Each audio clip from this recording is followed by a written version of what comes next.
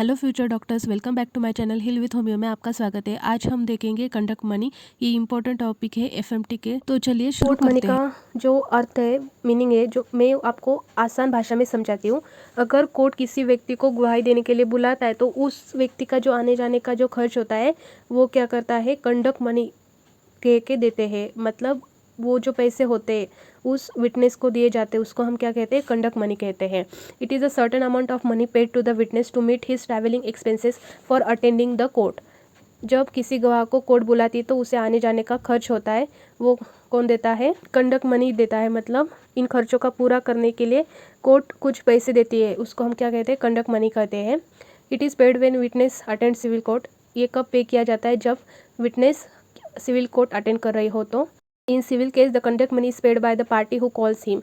और जो civil case में भी जो कंडक्ट मनी विटनेस को दिया जाता है वो कौन देता है, जिसने उस व्यक्ति को गवाही देने के लिए बुलाया गया वो देता है।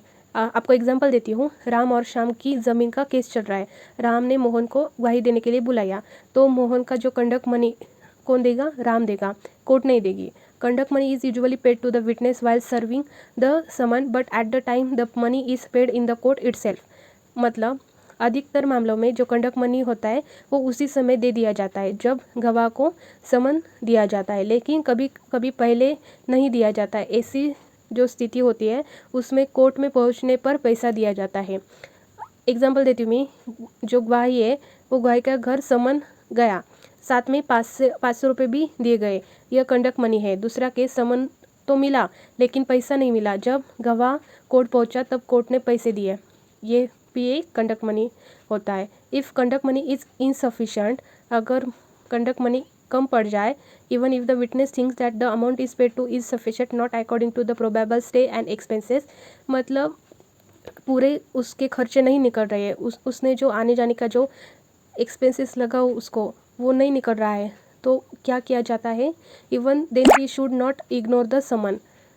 अगर पैसे नहीं ये दिए गए तो इसका मतलब ये नहीं कि कोर्ट नहीं जाना, कोर्ट में जाना, समन मिलने के बाद कोर्ट में जाना ज़रूरी है। मतलब अगर पैसे कम मिले तो उसका मतलब ये नहीं कि कोर्ट जाना ही छोड़ दे, समन मिलने के बाद कोर्ट में जाना ज़रूरी है। He should attend the court and before giving evidence he can inform the magistrate that the conduct money has been paid to him by the party is insufficient. और उधर जाके अगर पैसा कम है तो गवाह पहले कोर्ट जाए, फिर गवाही देने से पहले मैजिस्ट्रेट को ये बात बताए कि मुझे कंडक्ट मनी दिया गया है वो सफिशेंट नहीं है। The magistrate would decide about the right quantum of money.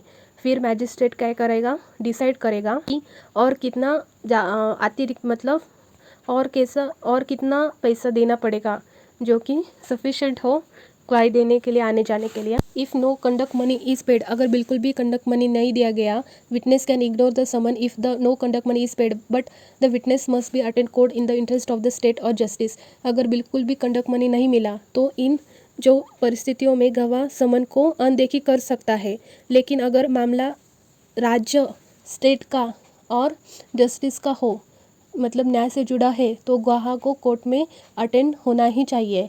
If witness does not attend the court he can be charge और कंटेम्प्ट ऑफ द कोर्ट। अगर बिना सही कारण कोर्ट नहीं गया तो कोर्ट उसके खिलाफ कंटेम्प्ट ऑफ कोर्ट, मतलब न्यायालय की अवमानना की कार्रवाई कर सकती है। अब हम देखेंगे criminal case. No conduct money is paid at the time of समन।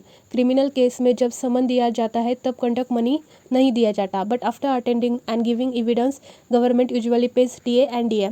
मतलब जो टीए होता है उसको बोलते हैं ट्रैवलिंग अलाउंस, यानी डीए होता है उसको हम बोलते हैं डेली अलाउंस। क्रिमिनल केस में गवाह पहले कोर्ट आता है, गवाही देता है, उसके बाद उसको क्या बोल देते हैं, टीए और डीए, मतलब ट्रैवलिंग एंड डेली अलाउंस देते हैं।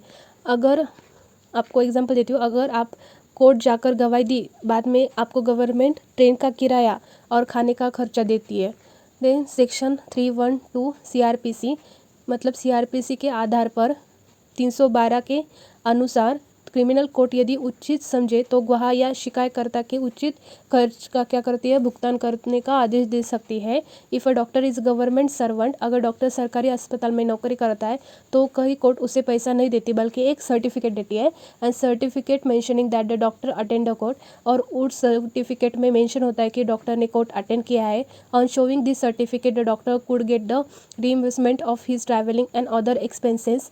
मतलब जो सरकारी डॉक्टर उस सर्टिफिकेट को अपने जो विभाग होते हैं उसमें जमा करते हैं, फिर उसकी जो जर्नी का जो खर्च होता है वो सरकार वापस कर देती है।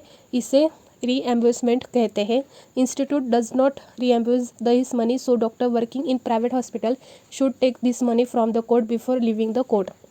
अगर डॉक्टर प्राइवेट हॉस्पिटल में काम करता है तो उसका अस्पताल का जो आने जाने का खर्चा है वो कोर्ट वापस नहीं देगी। इसीलिए प्राइवेट डॉक्टर को कोर्ट छोड़ने से पहले ही कोर्ट से ही अपना टीए और डीए या अन्य जो रकम होती है वो लेनी चाहिए। कंडक्ट मनी ये आपको पूछा जा सकता है, आप ये याद करें क्योंकि ये जो टॉपिक है वो ऐसे के लिए बहुत बार पूछा गया है। अगर वीडियो पसंद आए तो प्लीज़ लाइक शेयर और सब्सक्राइब कीजिए। Thank you for watching.